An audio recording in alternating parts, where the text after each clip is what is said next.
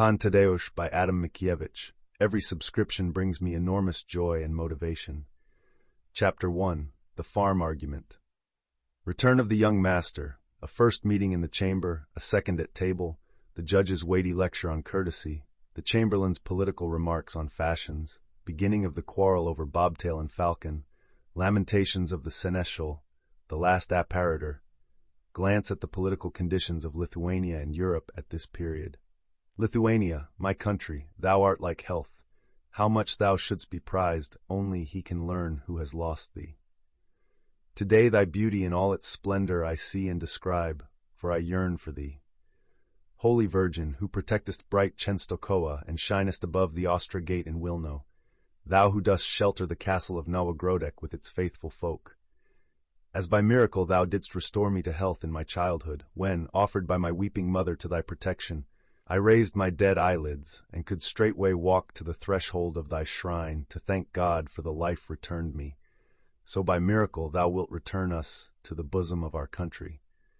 Meanwhile bear my grief-stricken soul to those wooded hills, to those green meadows stretched far and wide along the blue Niemen, to those fields painted with various grain, gilded with wheat, silvered with rye, where grows the amber mustard, the buckwheat white as snow, where the clover glows with a maiden's blush, where all is girdled as with a ribbon by a strip of green turf on which here and there rest quiet pear trees. Amid such fields years ago, by the border of a brook on a low hill in a grove of birches, stood a gentleman's mansion, of wood, but with a stone foundation. The white walls shone from afar, the whiter since they were relieved against the dark green of the poplars that sheltered it against the winds of autumn. The dwelling house was not large, but it was spotlessly neat, and it had a mighty barn, and near it were 3 stacks of hay that could not be contained beneath the roof. One could see that the neighborhood was rich and fertile, and one could see from the number of sheaves that up and down the meadows shone thick as stars. One could see from the number of plows turning up early the immense tracts of black fallow land that evidently belonged to the mansion and were tilled well like garden beds, that in that house dwelt plenty and order. The gate wide open proclaimed to passers-by that it was hospitable and invited all to enter as guests. A young gentleman had just entered in a 2-horse carriage, and after making a turn about the yard, he stopped before the porch and descended. His horses, left to themselves, slowly moved towards the gate, nibbling the grass. The mansion was deserted, for the porch doors were barred and the bar fastened with a pin. The traveler did not run to make inquiries at the farmhouse, but opened the door and ran into the mansion, for he was eager to greet it. It was long since he had seen the house, for he had been studying in a distant city and had at last finished his course. He ran in and gazed with eager emotion upon the ancient walls, his old friends. He seized the same furniture, the same hangings with which he had loved to amuse himself from babyhood, but they seemed less beautiful and not so large as of old. And the same portraits hung upon the walls. Here Kosciuszko, in his Krakow coat, with his eyes raised to heaven, held his 2-handed sword. Such was he when on the steps of the altar he swore that with this sword he would drive the 3 powers from Poland, or himself would fall upon it. Farther on sat Raytan, in Polish costume, mourning the loss of liberty. In his hands he held a knife with the point turned against his breast, and before him lay Phaedo and the life of Cato.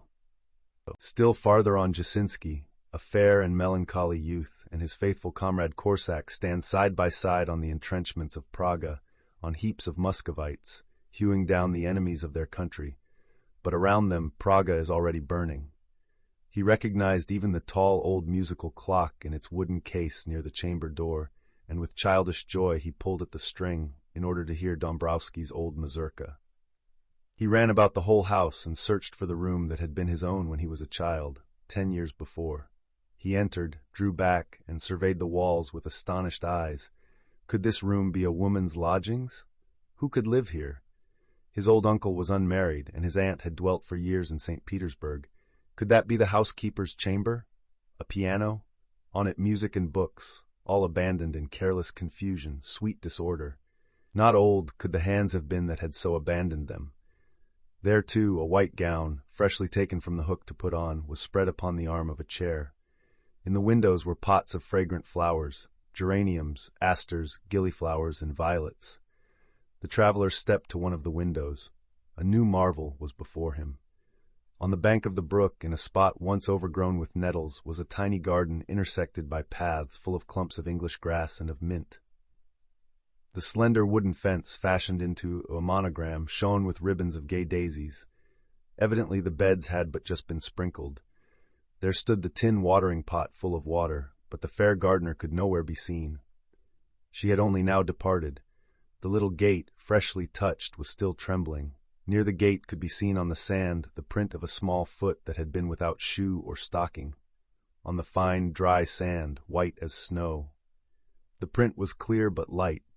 You guessed that it was left in quick running by the tiny feet of someone who scarce touched the ground. The traveler stood long in the window, gazing and musing, breathing in the fragrance of the flowers. He bent down his face to the violet plants.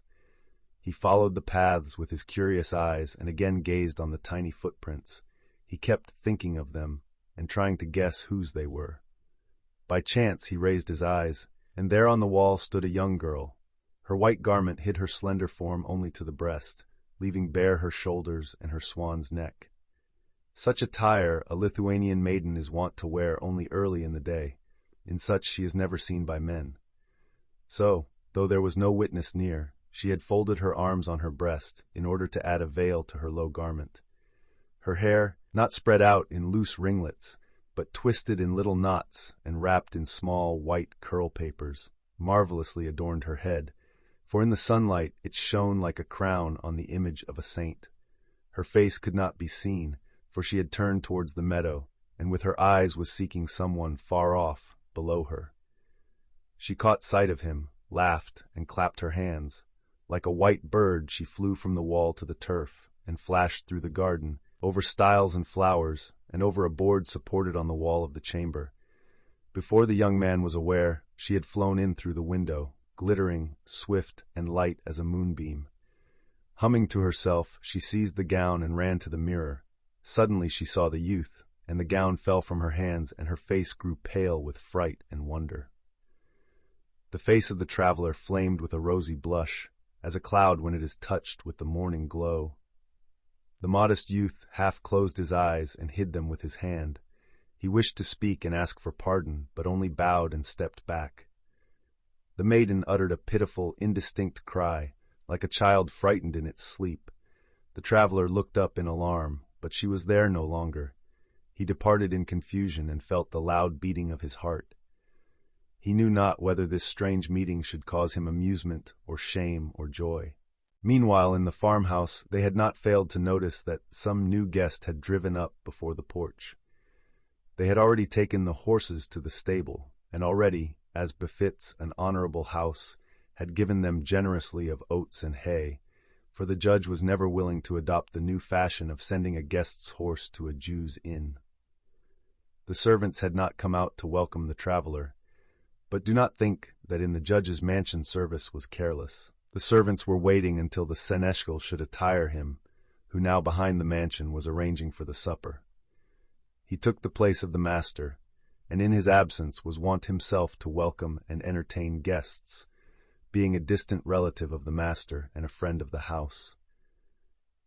Seeing the guest, he stealthily made his way to the farmhouse, for he could not come out to greet the stranger in a homespun dressing gown.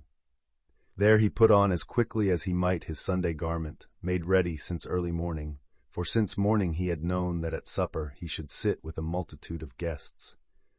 The seneschal recognized the traveler from afar, spread out his arms, and with a cry embraced and kissed him.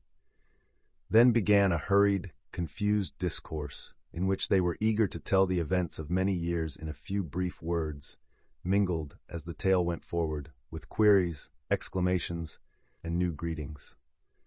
When the seneschal had asked his fill of questions, at the very last he told the story of that day. "It is good, my Thaddeus," for so they called the young man, whose first name had been given him in honor of Kosciuszko, as a token that he was born at the time of the war. "It is good, my Thaddeus, that you have returned home this day, just when we have with us so many fair young ladies. Your uncle is thinking of soon celebrating your marriage." You have a wide choice.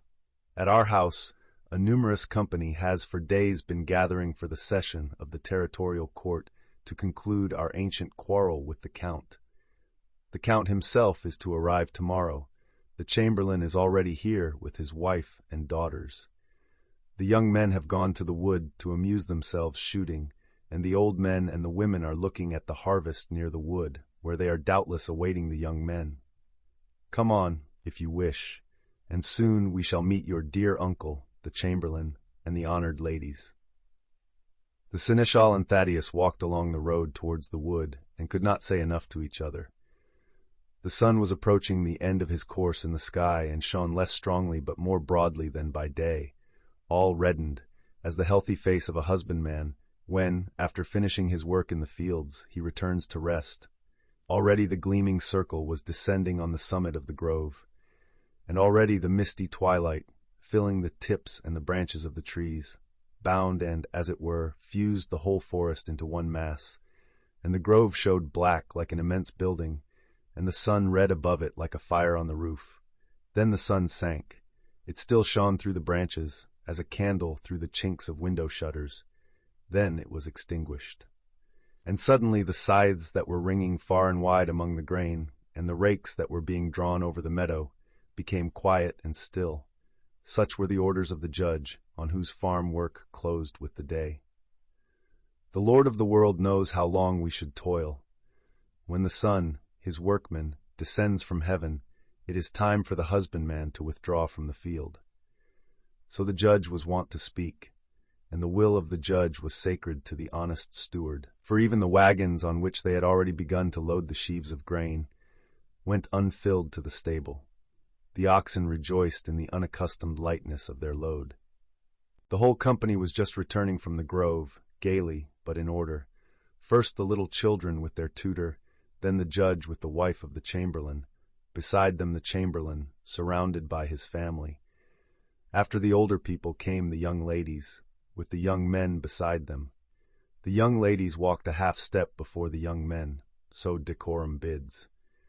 No one there had arranged the order, no one had so placed the gentlemen and the ladies, but each without conscious thought kept the order.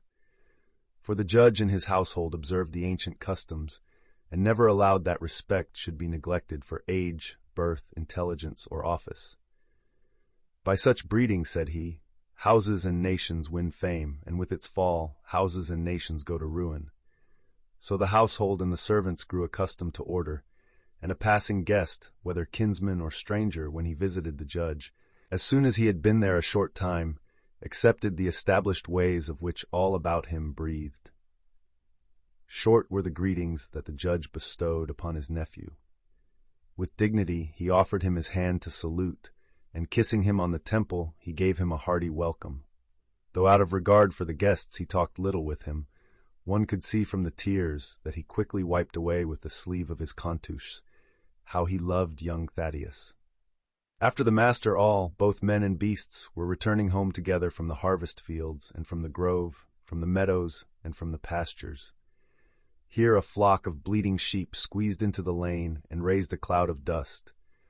Behind them slowly stepped a herd of Tyrolese heifers with brazen bells. There the horses neighing rushed home from the freshly mown meadow. All ran to the well, of which the wooden sweep ceaselessly creaked and filled the trough. The judge, though wearied and though surrounded by guests, did not neglect the weighty duties of his farm, but himself went to the well. At evening a farmer can best see how his stable prospers, and never entrusts that care to servants, for the judge knew that the master's eye fattens the horse. The seneschal and Protasi, the apparitor, were standing in the hall, lanterns in hand, and were arguing with some warmth, for in the seneschal's absence, the apparitor had secretly ordered the supper tables to be carried out from the mansion and to be set up hastily in the old castle of which the remains could be seen near the wood. Why this transfer? The seneschal made wry faces and begged the judge's pardon. The judge was amazed, but the thing had been done. It was already late and difficult to correct it. He preferred to make excuses to his guests and to lead them to the ruins. On the way, the apparitor kept explaining to the judge why he had altered his master's arrangements. On the farm no room was spacious enough for so many guests, and guests of such high station. In the castle the great hall was still well preserved. The vaulted roof was whole. To be sure, one wall was cracked and the windows were without panes, but in summer that would do no harm. The nearness of the cellars was convenient for the servants. So speaking, he winked at the judge. It was evident from his mien that he had other, more important reasons, but concealed them. The castle stood 2,000 paces from the mansion, of stately architecture, and of imposing bulk, the ancestral home of the ancient house of the Horeszkos. The owner had perished at the time of the disorders in the country. The domain had been entirely ruined by the sequestrations of the government, by the carelessness of the guardians, and by the verdicts of the courts. Part had fallen to distant relatives on the female side. The rest had been divided among the creditors. No one wished to take the castle, for a simple gentleman could hardly afford the cost of maintaining it. But the count, a rich young noble and a distant relative of the Horeszkos, when he became of age and returned home from his travels to live nearby, took a fancy to the walls, explaining that they were of Gothic architecture, though the judge from documents tried to convince him that the architect was from Wilno and not a Goth. At all events, the count wished to have the castle, and suddenly the same desire seized the judge. No one could tell why. They began a suit in the district court, then in the court of appeal, before the Senate, again in the district court, and before the governor's council. Finally, after great expense of money and numerous decrees, the case returned again to the court of domains. The apparitor said rightly that in the hall of the castle there was room both for the gentlemen of the bar and for the invited guests. This hall was as large as a refectory, and it had a vaulted roof supported on pillars and a stone flooring. The walls were unadorned, but clean. Upon them were fastened the horns of stags in rows, with inscriptions telling where and when these trophies had been obtained. There, too, were engraved the armorial bearings of the hunters, with the name of each written out in full. On the ceiling gleamed the half-goat, the arms of the Horeszkos. The guests entered in order and stood about the table. The chamberlain took his place at the head. This honor befitted him from his age and his office. Advancing to it, he bowed to the ladies, the old men, and the young men. By him took his station a Bernardine monk, a collector of alms for his order, and next the Bernardine was the judge. The Bernardine pronounced a short grace in Latin. Brandy was passed to the gentlemen. Then all sat down, and silently and with relish they ate the cold Lithuanian salad of beet leaves. Thaddeus, though a young man, by virtue of being a guest, had a seat at the head of the table, with the ladies, beside his honor the chamberlain. Between him and his uncle there remained one empty place which seemed to be awaiting someone. The uncle often glanced at this place and then at the door, as though he were assured of someone's coming and desired it, and Thaddeus followed his uncle's glance to the door, and with him fixed his eyes on the empty seat. Marvelous to relate, the places round about were occupied by maidens on whom a prince might have gazed without shame, all of them high-born, and every one young and pretty. But Thaddeus kept looking at that spot where no one was sitting. That place was a riddle. Young people love riddles. Distraught, to his fair neighbor, the chamberlain's daughter, he said only a few scattering words. He did not change her plate or fill her glass, and he did not entertain the young ladies with polite discourse such as would have shown his city breeding.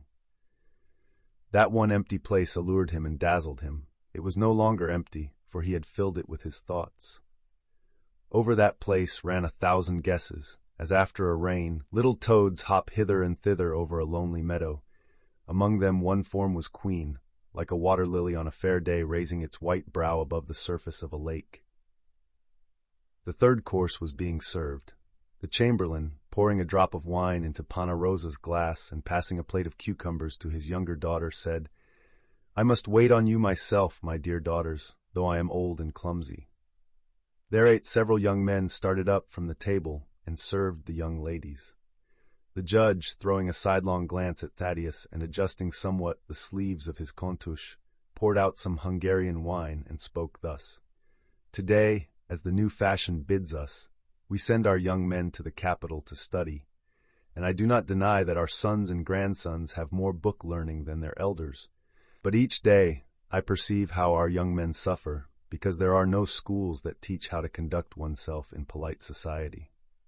Of old, the young gentry went to the courts of the lords. I myself was for 10 years a member of the household of the Wojewoda, the father of his honor, the chamberlain. As he said this, he pressed the chamberlain's knees. By his counsels he fitted me for the public service, and did not dismiss me from his care until he had made a man of me. In my home his memory will ever be dear. Each day do I pray God for his soul.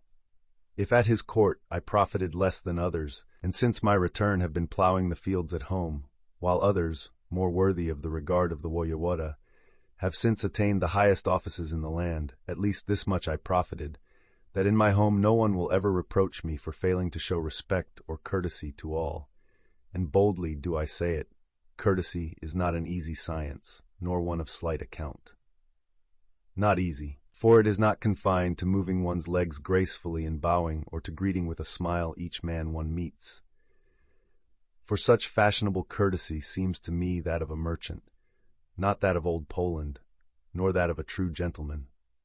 Courtesy should be extended to all, but for each it is different, for not without courtesy is the love of children for their parents, or the regard paid by a husband to his wife in society, or that of a master for his servants, and yet each sort of courtesy has its distinctive mark. One must study long in order without mistake to pay to each his due respect. And our elders did study. In noble mansions the discourse furnished the listener a living history of his land, and the talk among the gentry formed the household annals of the county. Thereby a brother gentleman was made to feel that all knew of him and did not esteem him lightly, so a gentleman kept a watch upon his own habits. But today you must ask no man who he is, or of what parents, with whom he has lived, or what he has done. Every man enters where he will, so long as he be not a government spy or a beggar. As Vespasian did not smell of money, and cared not to know whence it came, from what hands or lands, so now they care not to know a man's family or habits. It suffices that he be of full weight, and that the stamp be seen upon him. Thus men value friends as Jews value money. While speaking thus, the judge surveyed his guests in order, for though he always spoke fluently and with discretion, he knew that the youth of today are impatient, that they are bored by long speeches, even by the most eloquent. But all were listening in deep silence. The judge with his eye seemed to take counsel of the chamberlain. The chamberlain did not interrupt the speech by praise, but with a frequent nodding of his head he assented to it. The judge ceased speaking. The other with a nod begged him to continue. So the judge filled the chamberlain's beaker and his own cup, and spoke further. Courtesy is no slight thing. When a man learns to respect as is fitting the age, birth, virtues, and ways of others, at the same time he comes to recognize also his own dignity. As in weighing with scales, in order to learn our own weight, we must put someone in the opposite pan, and worthy of your especial attention is the courtesy that young men owe to the fair sex. Above all, when the distinction of family and the generosity of fortune heighten inborn charms and talents. Through courtesy is the path to the affections, and by it houses are joined in splendid union. Thus thought our elders.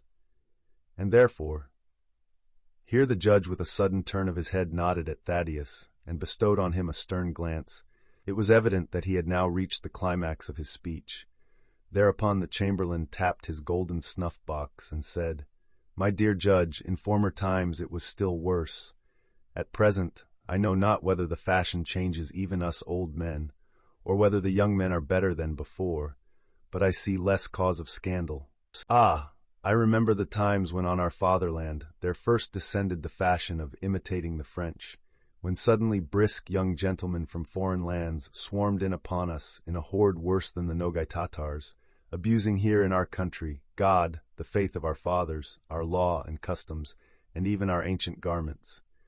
Pitiable was it to behold the yellow-faced puppies talking through their noses, and often without noses, stuffed with brochures and newspapers of various sorts, and proclaiming new faiths, laws, and toilets.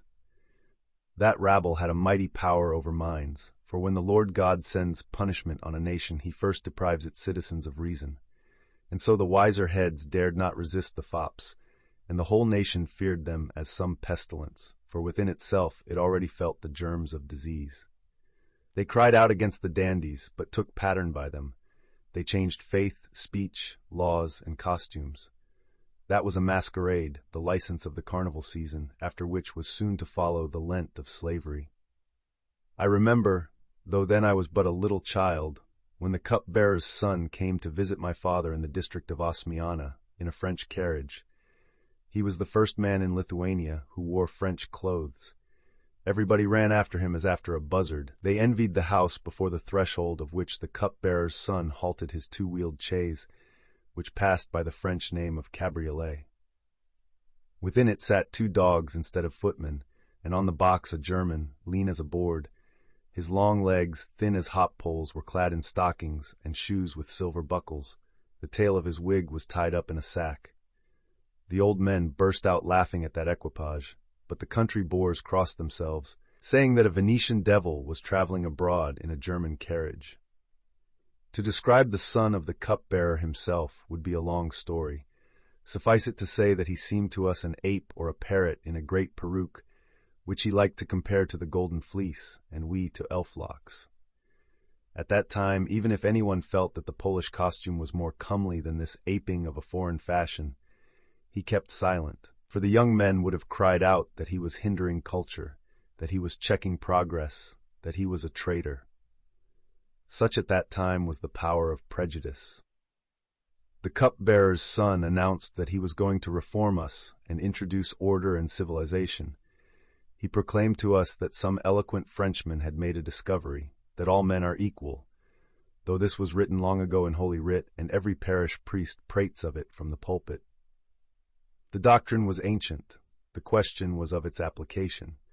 But at that time such general blindness prevailed that they did not believe the oldest things in the world if they did not read of them in a French newspaper. The cupbearer's son, despite equality, had taken the title of Marquis. It is well known that titles come from Paris, and at that time the title of Marquis was in fashion there.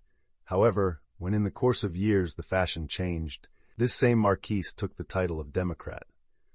Finally, with the changing fashion, under Napoleon, the Democrat arrived from Paris as a baron. If he had lived longer, perhaps he would have shifted again, and instead of a baron would have called himself once more a Democrat. For Paris boasts of frequent changes of fashion, and whatever a Frenchman invents is dear to a Pole. Thank God that now if our young men go abroad, it is no longer for clothes, nor to seek new laws in wretched printing shops, nor to study eloquence in the cafes of Paris. For now Napoleon, a clever man and a swift, gives us no time to prate or to search for new fashions. Now there is the thunder of arms, and the hearts of us old men exult that the renown of the Poles is spreading so widely throughout the world. Glory is ours already, and so we shall soon again have our republic. From laurels always springs the tree of liberty. Only it is sad that for us the years drag on so long in idleness, and they are always so far away. It is so long to wait, and even news is so scarce. Father Roback, he said in a lower voice to the Bernardine, I have heard that you have received tidings from beyond the Niemen. Perhaps you know something of our army? Not a thing, answered Roback with indifference. It was evident that he had not enjoyed listening to the talk. Politics bore me. If I have a letter from Warsaw, it is on business of our order. That is the affair of us Bernardines. Why should we talk of that at supper? Here there are laymen whom such things do not concern. So speaking, he looked askance at a Muscovite guest who was sitting among the banqueters.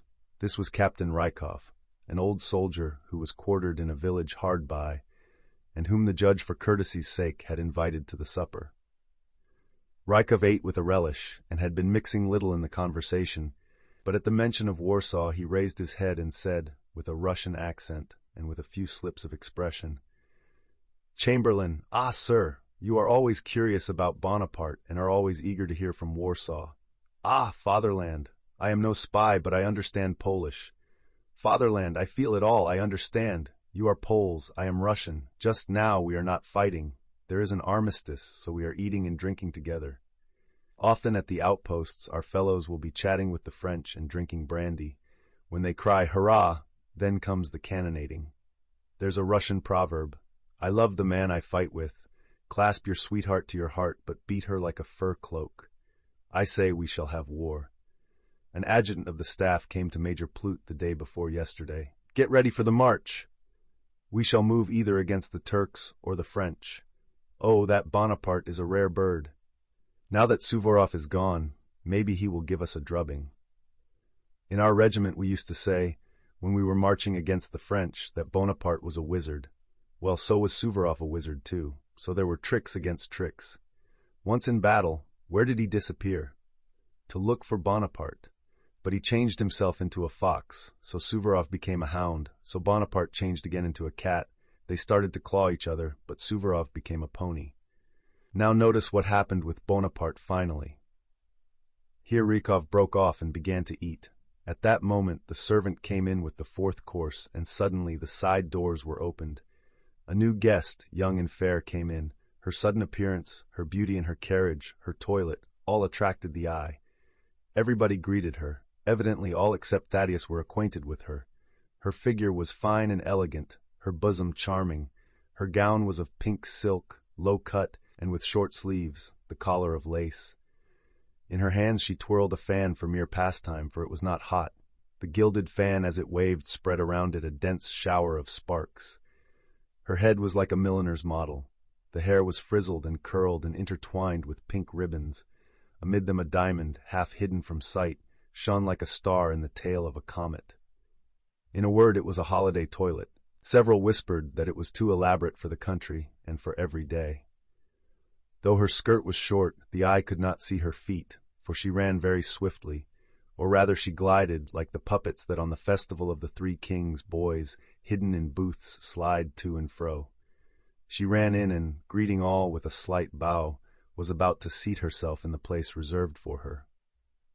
That was difficult, for there were no chairs for the guests, who were sitting in 4 rows on 4 benches.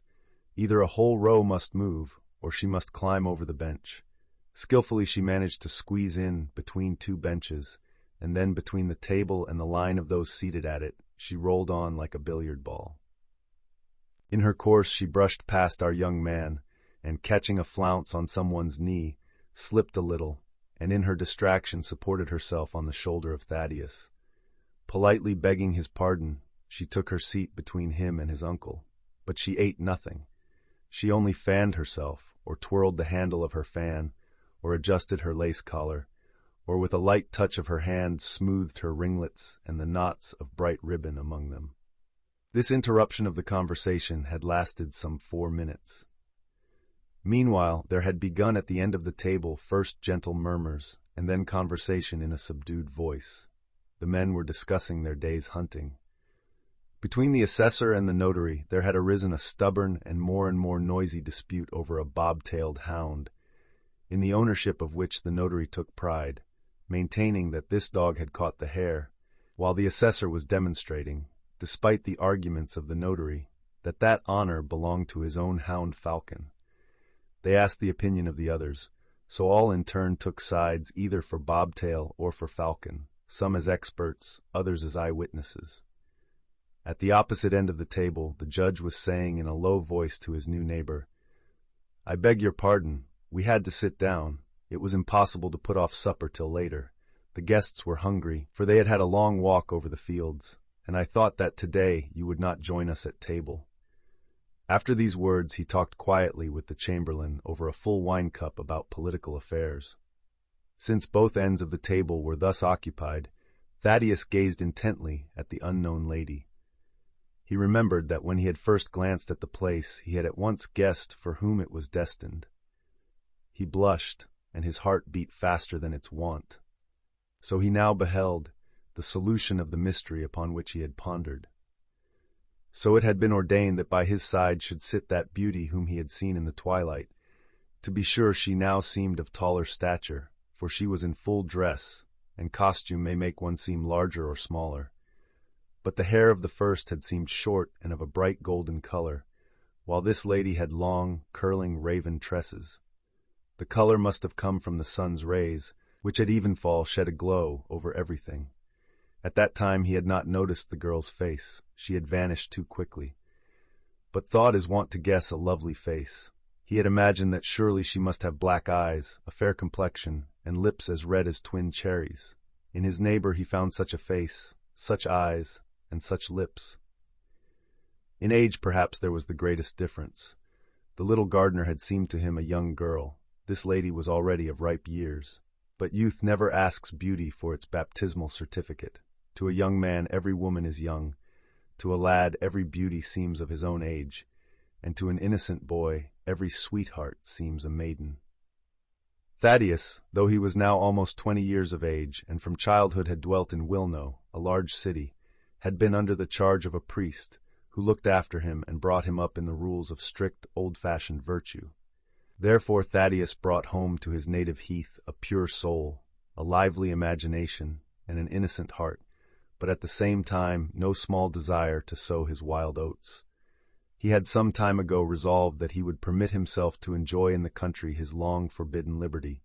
He knew that he was handsome, he felt himself young and vigorous, and as an inheritance from his parents he had received health and good spirits. His name was Soplica. All the Soplicas, as is well known, are large, strong, powerful men, apt at the soldier's trade, but less diligent over their books. Thaddeus had not degenerated from his forebears. He rode well on horseback and walked well. He was not dull, but he had made little progress in his studies, though his uncle had spared nothing on his education. He liked better to shoot, or to practice with a saber. He knew that they had intended to fit him for the army, that his father in his will had expressed this desire. While sitting in school, he yearned constantly for the sound of the drum. But his uncle had suddenly changed his first intentions, and had sent him word to come home and to marry and take over the farming. He had promised to give him at first a little village, and later the whole estate. All these virtues and good qualities of Thaddeus had attracted the gaze of his neighbor, an observant woman. She had measured his tall and shapely form, his strong shoulders, his broad chest, and she looked into his face, on which a blush rose as often as the young man met her eyes. For he had already entirely recovered from his first timidity, and looked on her with a bold glance in which fire blazed. Even so did she gaze on him, and their 4 pupils glowed opposite one another, as do candles at the Advent Mass. She started a conversation with him in French. Thaddeus had returned from town from school, so she asked his opinions about new books and authors, and from his answers derived new questions. She went so far as to speak of painting, of music, of dancing, even of sculpture.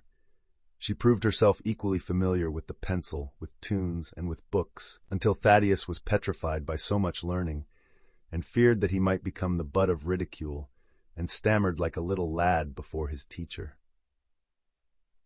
Luckily the teacher was beautiful and lenient.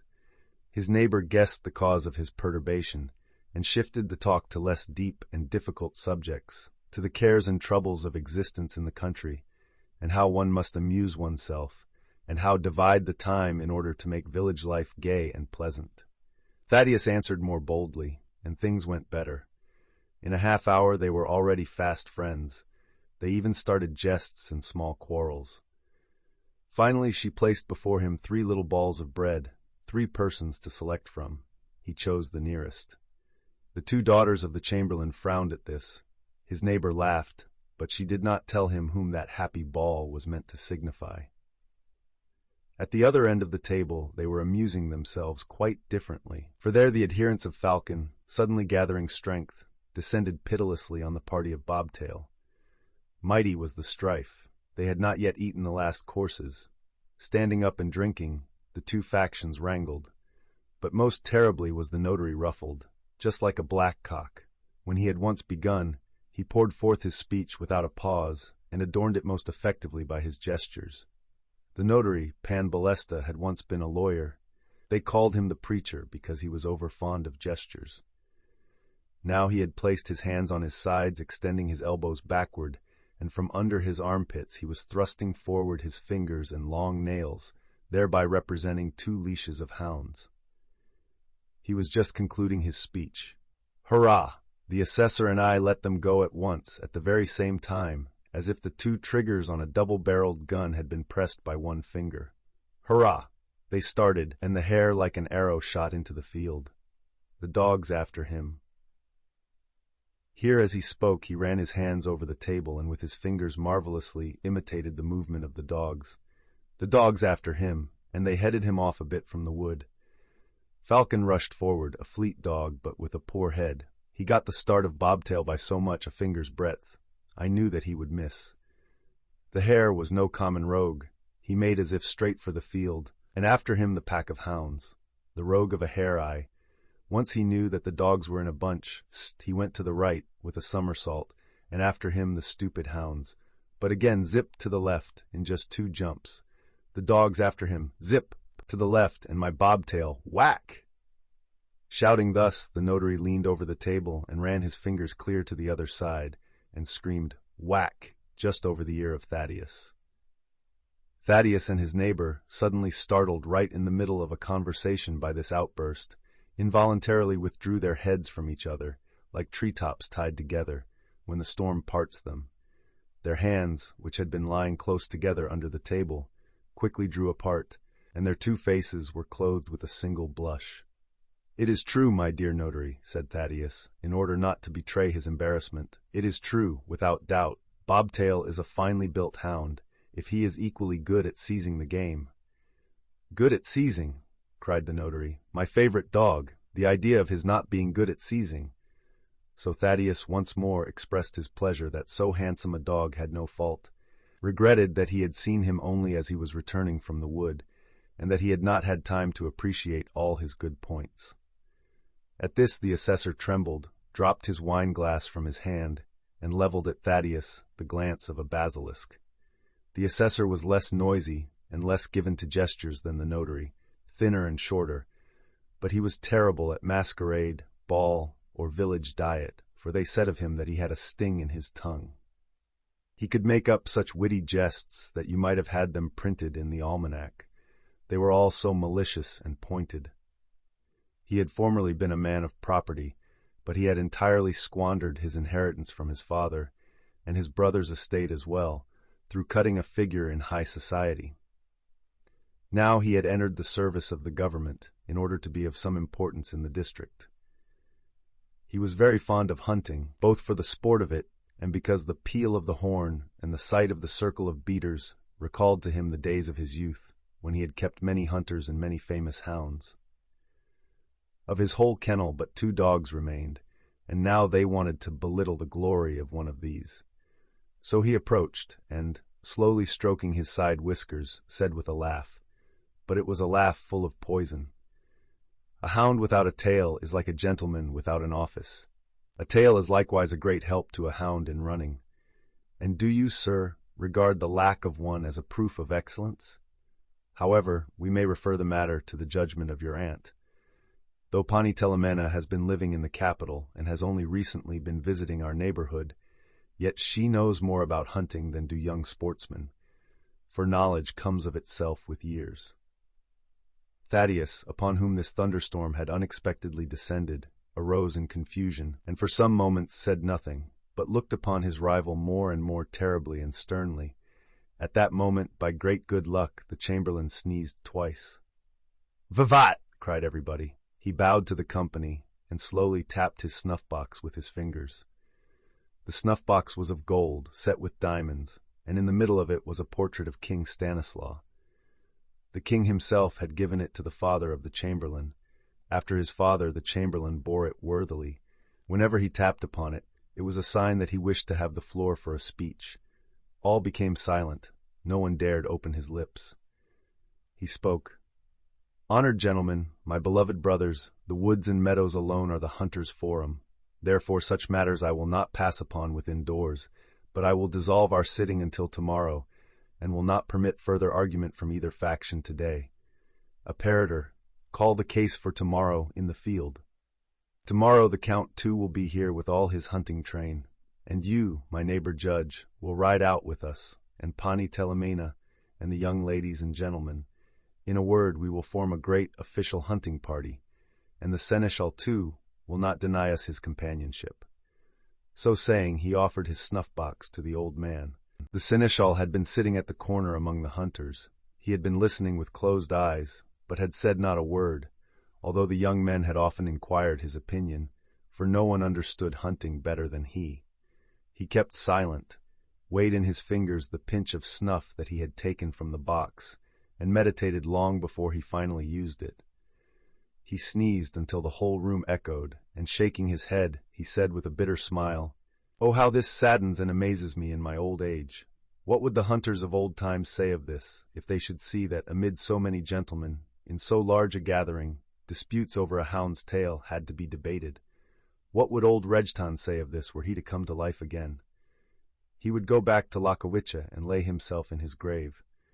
What would the old Wojewoda Niesielowski say, a man who still has the finest kennel in the world and maintains in lordly wise 200 hunters, and who has 100 wagon-loads of nets in his castle of Warantza, and yet for so many years has been abiding like a monk within his house?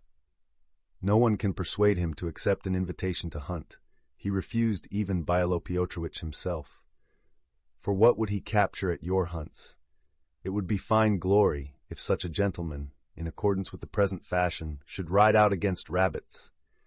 In my time, sir, in hunter's language, the boar, the bear, the elk, the wolf were known as noble beasts, but beasts without tusks, horns, or claws were left for hired servants or farm laborers. No gentleman would ever consent to take in hand a musket that had been put to shame by having small shot sprinkled in it.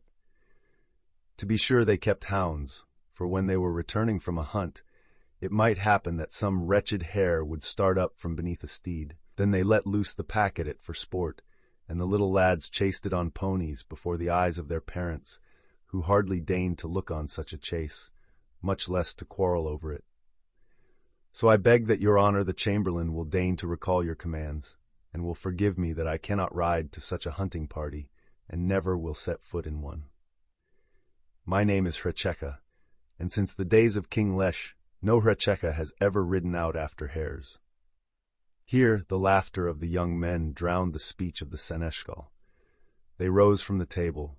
The chamberlain moved first. This honor befitted him from his age and his office. As he advanced, he bowed to the ladies, the old men, and the young men. After him went the collector of alms and the judge alongside the Bernardine. At the threshold, the judge offered his arm to the chamberlain's wife, Thaddeus to Telemina, the assessor to the carver's daughter, and finally the notary to Panna Hrecheka, the daughter of the seneschal. Thaddeus went to the stable with several of the guests and felt disturbed, glum, and morose. He thought over all the events of the day, the meeting and the supper by the side of his fair neighbor, and in particular the word aunt buzzed continually in his ear like an importunate fly. He would have liked to learn more about Pani Telemena from the apparitor, but he could not catch him, nor did he see the seneschal, for immediately after supper all had followed the guests out, as befits serving men, and had gone to prepare the rooms for rest. The older people and the ladies slept in the mansion. The young men Thaddeus, as the host's representative, had been directed to take to the stable, where they were to sleep on the hay. Within a half hour, it was as quiet on the whole estate as in a cloister after the bell for prayer.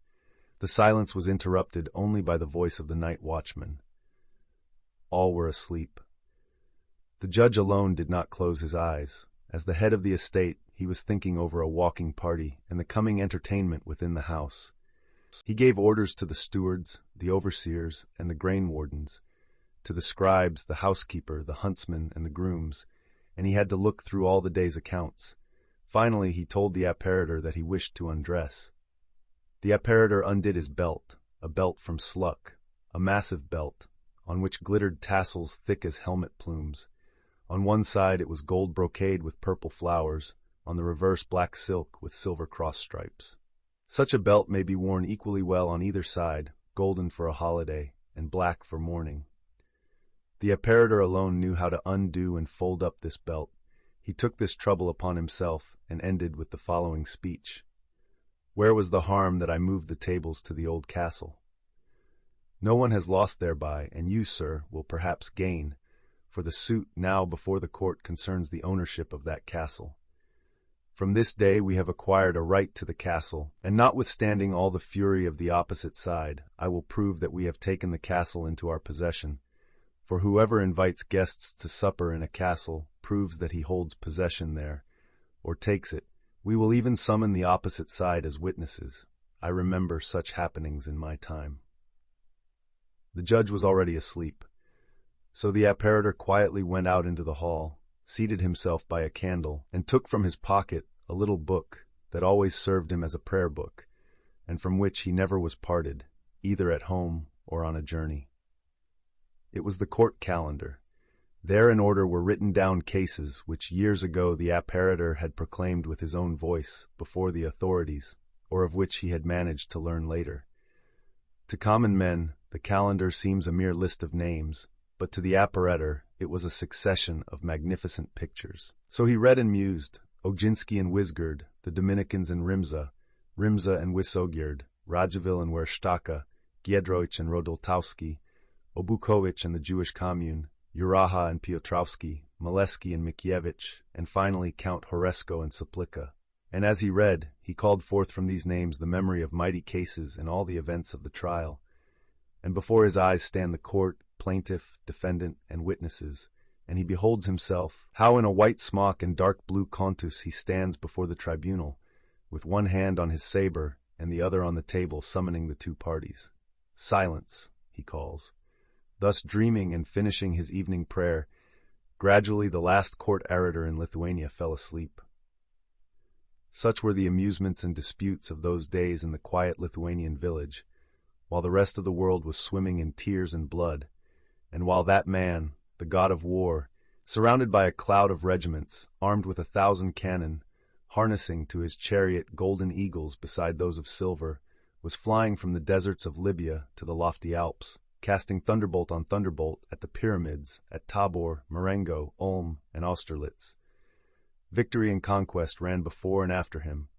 The glory of so many exploits, heavy with the names of heroes, went roaring from the Nile to the north, until at the shores of the Niemen it was beaten back as from crags by the Muscovite lines that defended Lithuania, as with walls of iron against tidings terrible for Russia as the plague.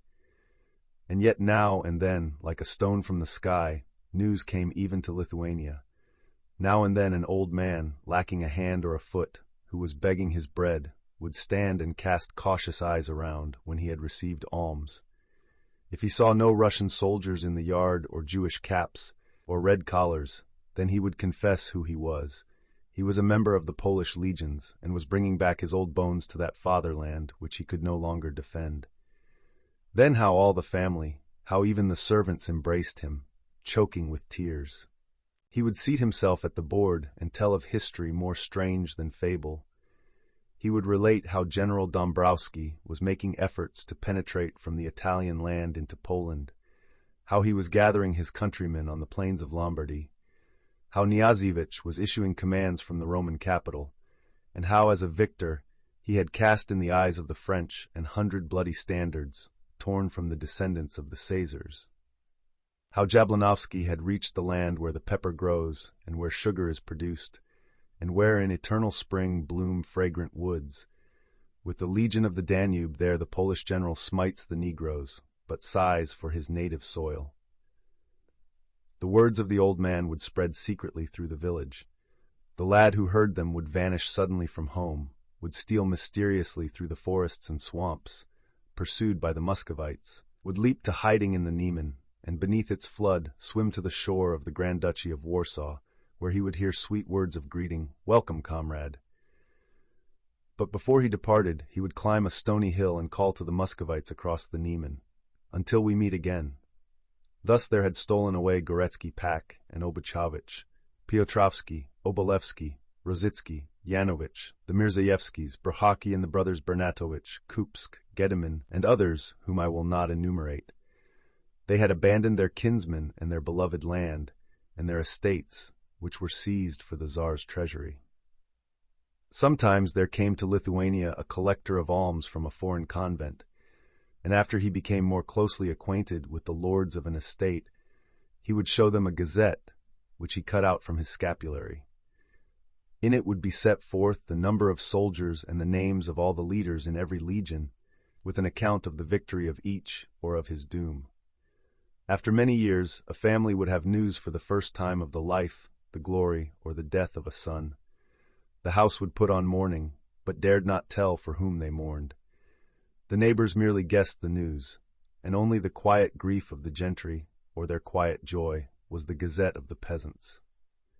Roback was probably just such a mysterious collector of alms. He often conversed apart with the judge, and always after these talks tidings of some sort spread abroad in the neighborhood. The bearing of the Bernardine betrayed the fact that this monk had not always worn a cowl, and had not grown old within cloister walls. Over his right ear, somewhat above his temple, he had a scar as broad as one's palm, where the skin had been sheared off, and on his chin was the recent trace of a lance or bullet. These wounds he had surely not received while reading the missal. But not merely his grim glance and his scars, even his movements and his voice had something soldier-like about them. At the Mass, when with uplifted arms he turned from the altar to the people, in order to pronounce, "The Lord be with you," he often turned as skillfully, with a single movement, as if he were executing a right-about face at the command of his captain, and he pronounced the words of the liturgy to the people in the same tone as an officer standing before a squadron. The boys who served him at the Mass remarked this. Roback was also better versed in political affairs than in the lives of the saints, and when he was riding about gathering alms, he often tarried in the district town. He had a multitude of interests. Now he received letters which he never opened in the presence of strangers. Now he sent off messengers, but whither and for what he did not say. Often he stole out by night to the squires' mansions, and continually whispered with the gentry. He trudged through all the neighboring villages, and in the taverns talked not a little with the village boors, and always of what was going on in foreign lands. Now he came to arouse the judge, who had already been an hour asleep. Surely he had some tidings. Remember to subscribe.